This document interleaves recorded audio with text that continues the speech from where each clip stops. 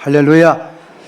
새봄을 맞이한 이 귀한 절기에 우리 하나님 주시는 그 기운을 힘입어서 모두가 하나님의 생명의 기운으로 더 새싹이 돋아나고 솟아오르는 것처럼 큰 부흥과 생명 역사가 있기를 예수님의 이름으로 축복합니다.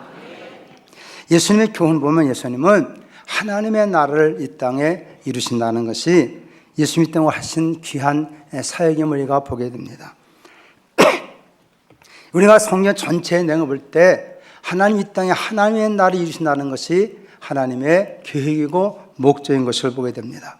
그래서 하나님께서는 저 이스라엘 나라를 하나님께서 하나님 모델로 하나님께서 삼으셔가지고 하나님이 친히 통치하시고 다스리는 나라가 어떤 나라냐, 하나님의 그림자처럼 모델을 보여주시고 진정한 이 땅의 하나님 나라는 하나님 친히 다스리는 나라로서 그의 보내신 그 아들을 통해서 이루실 나라라고 우리에게 가르쳐주고 있는 것이죠. 이런 하나님의 나라는 오직 믿음으로만 들어가는 나라인 줄로 믿습니다. 오늘 여기 말씀은 예수님께서 하나님 나라의 복음의 확장을 위해서 예루살렘에 올라오시고 이에서 오신 마지막 이 사건을 통해서 귀한 교훈을 여러 가지 주고 있는 말씀 가운데 예수님이 예루살렘에 올라가 있다가 아마 여러 일을 하시고 시장을 했다 그랬습니다. 그래가지고 무엇인가 나무 가운데 열매를 구할까 해가지고 무화과 나무를 보았는데 잎은 무성한데 마치 현장 가보니까 열매가 없다는 것입니다. 예수님께서 그 나무를 향해서 이제부터 영원토록 이 나무에서 사람에게 열매를 내지 못하리라 그렇게 말씀했다는 거죠. 그 다음날 아침에 제 아들이 이제 다시 예루살렘에 올라오다 보니까 그 나무가 그냥 뿌리부터 바싹 말라버린 거예요. 그래서 베드로가 선생님 어제 선생님께서 저 자신이 나무가 이렇게 말랐습니다. 그때 예수님 하시는 말씀이 무엇이냐? 따라합시다. 하나님을 믿으라. 누굴 믿으라고요? 하나님을 믿으라. 이 무화과 나무의 사건과 하나님을 믿으라는 말이 도대체 어떤 상관관계가 있을까? 물론 여러 가지 많은 의미가 있을 것입니다만은 사실 이스라엘 나라는 하나님의 택한 나라였고 이 민족은 하나님의 특별하신 성민이라 선택해서 거룩하게 세운 백성이 바로 이스라엘 백성 아닙니까? 이스라엘을 상징하는 나무가 우리 대한민국이 무궁화를 상징하는 것처럼 무화과 나무는 이스라엘을 상징하는 나무입니다. 그런데 하나님께서는 이 사건을 통해 여러 가지 많은 걸 교훈하는 가운데 하나님께서 이스라엘을 특별한 무화과 나무처럼 특별 관리해가면서 은혜 주시고 구원의 역사를 이루어 주었지만 그리고 그 나라를 잘 하나님의 지혜와 능력을 통치하도록 왕들 세워주고 제사장들 세워주고 선지자들 보냈지만은 이 백성이 도대체 이 같은 하나님의 나라를 이루고자 하는 전혀 의지가 없는 이 땅에만 바라보고 살아가는 이와 같은 자들이 된 걸 보고 하나님 마침내 진정한 이 나라의 왕이 되실 예수 이 땅에 보내주었다는 것입니다. 문제는 이 예수도 그들이 영접지 아니했다는 거예요. 그래서 이 이스라엘 나라 이제는 이 무화과 나무처럼 멸망할 것을 예언한 말씀이라고 우리가 이해하게 되는 것입니다. 아닌 게 아니라 이스라엘은 주 70년 만에 예수 죽인 죄값과 함께 이 나라가 망해버려 말았습니다. 로마의 디도 장군에 의해서 완전히 나라가 망해버렸고 그래서 이들은 다 흩어져버려서 약 1800년 동안에 나라 없는 백성으로 산 것이 곧 이스라엘인 것입니다. 그런데 하나님은 또 이들을 궁일이 여기셔서 저 무화과 나무에 새송이도 없고 잎 피는 것처럼 그들이 회복될 것을 이미 또 말씀해 주었으니 역사적으로는 이들이 1948년도에 그들이 새롭게 독립하게 됐고 지금 저 지중해 안에 조그만 나라지만 이스라엘 이름으로 그들이 나라가 세워진 것을 우리가 보게 되는 것입니다. 이런 역사적 사건 속에서 하나님께서 하고자 하는 것은 무엇이었을까? 하나님 땅에 하나님의 나라를 하나님께서 이루시는 것이다. 이 하나님 나라는 이상 정권인 이상 나라처럼 그렇게 얼마 없어지는 나라가 아니라 그 하나님이 의로우시고 영원하신 나라이기 때문에 그 공의와 그 평화로 다스리는 나라이기 때문에 이 나라는 영원한 나라라고 우리에게 말씀하고 있는 것이죠. 그리고 이 땅에는 모든 국가들이 이런 하나님의 나라 이루고자 하는 그런 의식과 그런 제도와 그런 왕들을 소유할 때 하나님 그들이 은혜와 복을 내려주시지만 이 땅에도 세워진 나라들 이런 하나님 나라의 기본이 이루지 못했을 때 하나님 그런 나라들을 피하기도 하시고 또한 그들을 세우시는 것이 이 모든 만물의 열국의 주권자 되시는 하나님의 일인 것을 우리가 깨달아야 될 줄로 믿습니다. 과연 우리가 그렇다면 이 나라는 하나님의 나라는 믿음으로 들어간 나라요, 믿음으로 사는 나라인데, 그러면서 제 하나님을 믿으라는 말씀 속에는 어떤 의미가 있을까 간단하게 묵상하면서 은혜를 나누고자 하는 것입니다. 여러분, 우리의 정치적 상황 어떠합니까? 국민들이 직접 손을 뽑은 대통령이 결국은 탄핵되어 파면된 이 상황이 이루고 있습니다. 최은수 씨의 국정논란 사건은 대통령 탄핵이라는 창극을 불러오게 된 것입니다. 법 앞에 평등해야 될 민주주의의 기초가 되는 이 모든 사회 구성원들이 그 법을 따라 하지 못했을 때 당하진 이와 같은 일들을 우리는 지금 목도하고 있는 것입니다. 특별한 사람들의 국정논란은 국민적인 저항을 불러오게 만들었고, 이러한 결과는 결국은 촛불 집회와 특위 집회로 국론은 분열되었으며, 이제 이와 같은 상황에서 다시 한번 이 통합과 화합의 길을 모셔가고자 많은 사람들이 모두 구호를 치고 있는 이 시대입니다. 그러나 사실은 그동안 우리 속에 반복되어진 감정과 또 계속되어진 분열은 통합의 여지가 보이지 않는 이와 같은 상황에 두고 있는 것입니다. 촛불도 태극기도 진정한 화평과 평안을 이룰 수 없다는 것이 우리의 모습인 것입니다. 이런 때 진정으로 이 둘이 하나 될 수 있는 것은 무엇이겠는가? 우리가 에스겔서 37장 말씀을 하나님께서 분열된 두 나라를 하나 되게 만들 때 하나님 에스겔에 너는 막대기를 가져와라. 그 두 막대기를 다 연합해봐라. 그리고 하나가 되게 하라 하신 것처럼 분열이들이 하나가 될 수 있는 것, 이 분열 나라 하나 될 수 있는 것은 도대체 무엇으로만이 하나가 될 수 있을까? 진정 여기에는 용서와 화해가 있어야 되는데 무엇을 들므로 이것이 가능할 수 있을까? 그것은 바로 진정한 용서와 화해를 표시한 십자가인 줄로 믿습니다. 여러분, 예수의 십자가만이 진정한 용서와 화해를 통해서 하나로 가져오는 거룩한 하나님의 증거가 되기 때문입니다. 우리 인간도 하나님과 원수 때문에 우리였지만은 하나님 그 아들 예수 때문에 보내심을 통하여 십자가의 은혜와 십자가의 사랑과 십자가의 근원과 능력을 통해서 우리와 하나님 사이도 원수성을 다 소멸해 버리시고 하나가 된 줄로 믿습니다. 이런 나라가 하나님 나라이고 하나님 믿는 믿음의 사람들은 그 하나님 나라 안에서의 삶을 살게 된다는 것이죠. 우리 모두가 원하는 특별히 이런 상황 속에 모든 기독 성도들은 십자가의 은혜 안에서 십자가의 거룩한 그 능력을 힘입어서 십자가의 정선으로 하나 되도록 힘쓰는 이 시대의 거룩한 국민들이 될 수 있기를 주님의 이름으로 부탁을 드립니다. 여러분, 하나님의 나라는 의인들이 사는 나라입니다.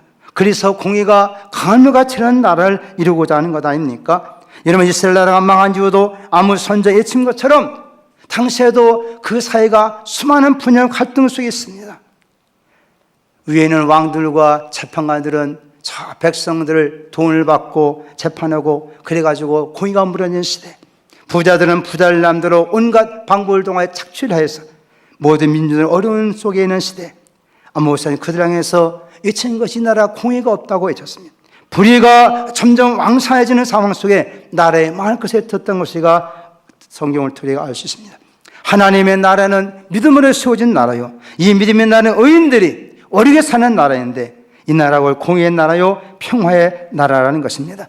우리와 같은 나라를 우리가 부름받고 이 나라 속에 살아온 우리들이 이 땅 이와 같은 나라가 이루어지기를 간절히 기도하고 정말 성경 말씀과대로 하나님의 뜻이 이 땅 이루어지는 이 나라를 위해서 우리가 더욱 힘써야 될 줄로 믿습니다.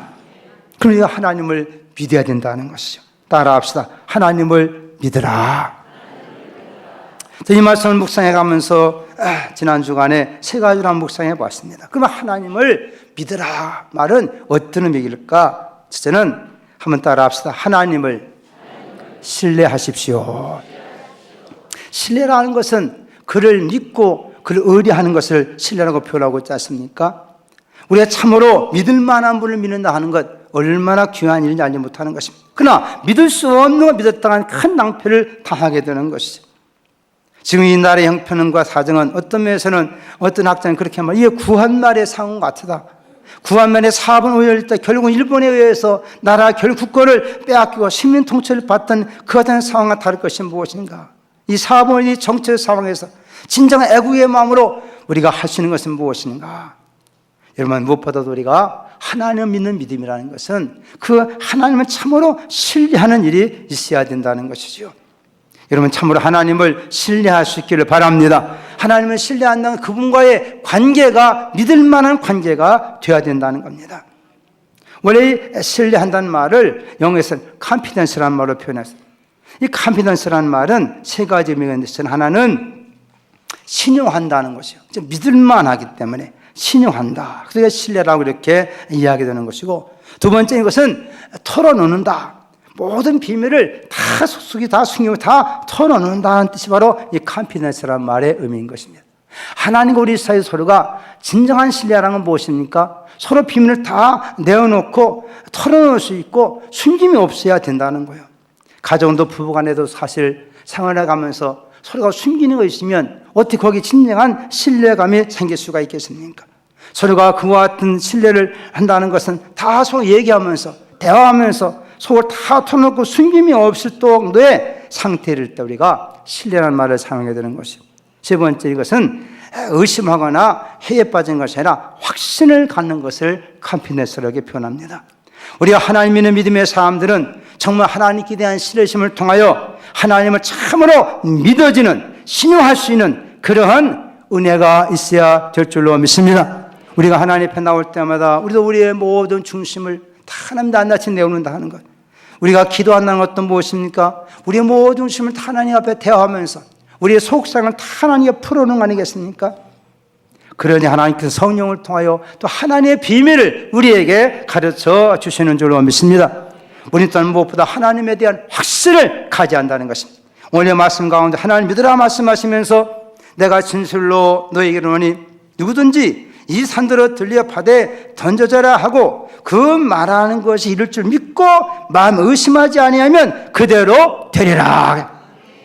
하나님을 믿는다는 건 하나님 말씀이 그대로 그 말한 대로 믿고 의심하지 말라는 거예요.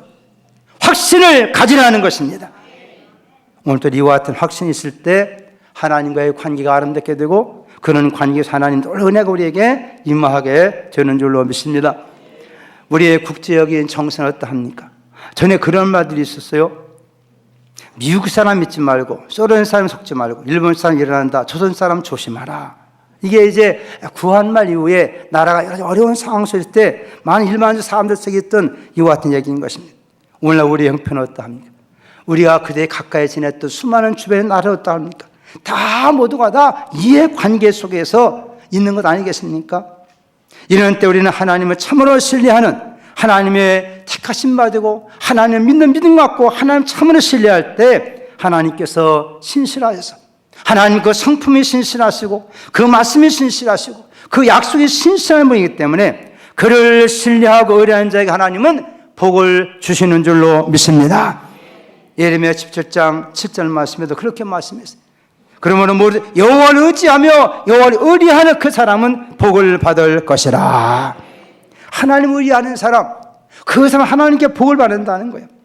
우리가 참으로 의하신 예배도 하나님과의 관계가 그 예수 안에서 정말로 온전한 신뢰의 관계가 되죠.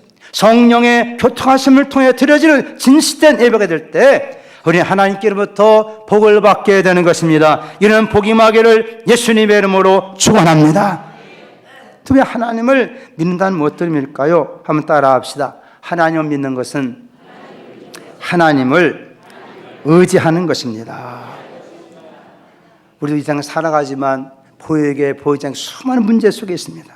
우리 인간 심으로 해결할 수 없는 많은 문제들이 있다는 것이죠. 왜 저 하나님 믿는다 그러면 주변 사람, 야, 너 자신도 믿지 못하느냐? 주변에 수많은 사람 그렇게 비난하는 경우도 있습니다. 그러나 과연 인간이 이 땅 살아가면서 혼자 살아갈 수 있습니까? 인간이 과연 의지할 만한 것이 무엇입니까? 아예 성이 우리에게 기록하기를 너희는 사람을 의지하지 말아라 하고요. 방백을 의지하지 말아라. 사람을 의지하면 결국은 큰 고통과 저주를 당하게 된다. 하나님을 의지하게 할 때 하나님께로부터 생명과 구원이 우리에게 임하는 줄로 믿으시길 바랍니다. 성경에 증언하고 있는 저 이스라엘 나라나 또 남조 유다 왕국이 다 망한 이유가 무엇입니까? 그들이 죄가 많이 있지만은 하나님께서는 그들이 여러 차례 말씀했어요.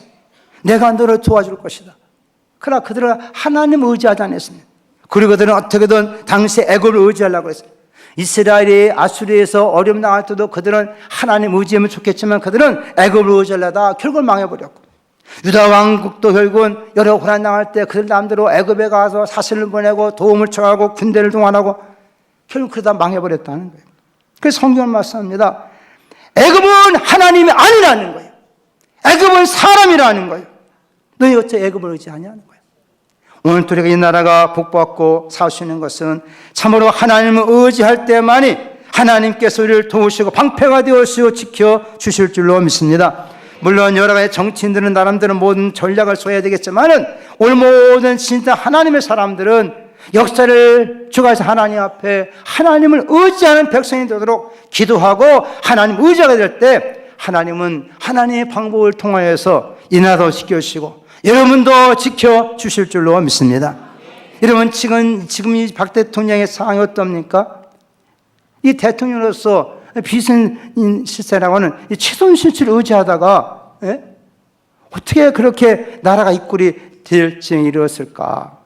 뭐 연설물도 뭐 거기에 보내버리고 막 그러다가 나라가 이런 지금 의지할 것이야 되는 연약한 인간, 범죄한 인간, 죄인들 의지하다 보면 이런 꼴이 된다는 걸 우리에게 보여주고 있지 않습니까? 여러분 하나님만 의지하시길 바랍니다. 다윗은 자기의 생에 많은 어려움과 힘들고 고통 시스템에 그는 하나님 의지했어요. 시편 28편 7절에 그렇게 말합니다. 여호와는 나의 힘과 나의 방패시니 내 마음에 그러지하여 도움을 얻었도다. 그 어려운 상황, 우리 성경 보면 다윗이 사울에서 쫓기고 어려운 상황, 어려운 세실 때마다 전장터에 나가서 힘들 때마다 그가 한 것은 하나님을 의지했다는 거예요. 하나님의 도우심을 구했다는 거예요. 그러면 말합니다. 따라합시다. 하나님은 나의 신이시요 나의 방패입니다. 할렐루야. 그렇게 고백하고 그렇게 외치고 그렇게 찬양하고 기도하라는 거예요. 하나님은 살아계시기 때문에 그런 자들에게 힘이 되어주시고 능력이 되어주신다는 것입니다. 시편 56편 4절에도 내가 하나님을 의지하고 그 말씀을 찬송하올지라 내가 하나님을 의지하였은즉 두려워하지 아니하리니 혈을 가진 사람이 내가 어찌하리까. 세상 사람들은 여러 가지 두려운 생이 많지만 여러분 하나님을 참 의지하는 사람들은 이 땅에 살아갈 어떤 생각 앞에서도 두려워하지 않게 되는 걸 깨닫길 바랍니다. 우리도 하나님 앞에 나와 예배하면서 전적으로 하나님을 의지하는 믿음 갖기를 주의 이름으로 축복합니다. 세 번째는 따라 하나님을 믿는 것은 하나님께 맡기는 것입니다. 하나님께 다 믿는다 한다면 그분과의 관계가 잘 됐다 한다면 그냥 맡겨버리라는 거예요. 여러분 하나님께 맡기라고 왜 말씀할까요? 우리가 모든 걸 가지고 있으면 여전히 그런 말미야 위험 나하고 힘들 때 우리는 걱정, 근심, 두려움에 쌓일 수밖에 없습니다. 저도 가끔 일주일에 2번씩 가는 곳에 있어요. 제가 2번 정도 가는데 거기 가면 꼭 써져 있는 글씨가 있어. 맡기지 않은 물건은 책임지지 않습니다. 가보면 꼭 그렇게 써 있다니까. 여러분 맡기면 책임져 준다는 거예요. 하나님께서 이게 말씀합니다. 우리가 그냥 내가 막 가지려 했지만 하나님께서는 맡기라고 증거하고 있어요. 여러분 성경 우리에게 시편 55편 22절에 그랬어요. 내 짐을 여호와께 맡기라. 그가 너를 붙드시고 의인의 유동하면 영원히 허락지 아니하시리로다. 인생에 무거운 짐이 있습니까? 답답하시는 힘든 거 있습니까? 다 이 하나님께 맡겨버리시기 바랍니다. 자, 한번 16절 3절에 말씀합니다. 너의 행사를 여호와께 맡기라. 그리하면 내가 경영하는 것이 이루어지리라. 우리가 가정을 경영하든 다 인간은 다 경영하는 거 아니겠어요? 회사를 경영하든 사업을 경영하든 우리 하는 모든 것 우리 힘 때만 말이죠. 우리 지혜 부족할 때 말이죠. 하나님께 다 맡겨버리라는 거예요. 그러면 하나님이 개입하실 때 사람의 생각과 지각을 초월하여서 하나님이 일들을 이루어지게 만들어 주시는도다. 베드로는 5장 7절에 그렇게 말씀합니다. 너 염려를 다 주께 맡기라. 이는 그가 너희를 돌보심이라.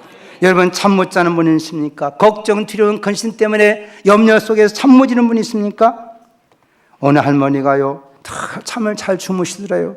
그래서 하면 이렇게 잠을 잘 주무셔 그랬더니 아니 하나님 말씀했잖느냐. 뭐라고 말씀했는데 하나님 말씀하시를 나는 졸지도 않고 주무시도 않은 분이다. 하나님은요, 졸지도 않고 주무시지도 않은데요. 왜? 이게 왜? 나로 하여금 편히 자게 하시려고. 할렐루야. 우리 편안히 잠을 자가기 위해 그분이 깨어 계시다는 거예요. 예? 근데 뭐가 걱정이냐는 거예요. 우리가 지금 이 상황 속에 지금 지금 뭐 안보 문제 때문에 많은 걱정합니다. 왜? 불안하다는 거예요. 불안하다는 거예요. 그래 국민이 걱정하는 거 아닙니까? 그러니까 뭐 쌓아도 온다, 뭐 온다, 막 야단들 아닙니까? 여러분 국민의 세금을 내고 그러면 국방을 튼튼하게 다 지키면 우리 여기서 편안하게 우리가 잠잘 수 있잖아요. 편안하게 생활할 수 있잖아요. 그래 안 그래요? 그러니까 우리가 우리 젊은이들 국방을 다 지키겠다 우리가 걱정 없이 편하게 살 수 있어요. 그런데 성령은 하나님이 졸지도 아니하시고 주무시도 아니하시고 내가 너를 지켜주리라. 근데 무엇 때문에 잠 못 자냐 그 말이에요. 옆 사람 그렇게 한번 축복합시다. 잠을 편안히 주무십시오. 하나님이 지켜주십니다. 아멘. 이렇게 말씀 듣고 오늘 저녁에 잠 못 자는 분들은 회개해야 돼요. 성령한테 염려 다 맡겨라, 짐 다 맡겨라, 내가 깨어있어 졸지 않고 자주도 않고도 내가 널 지킨다 그러는데 왜 우리는 근심 걱정하냐 그 말이에요.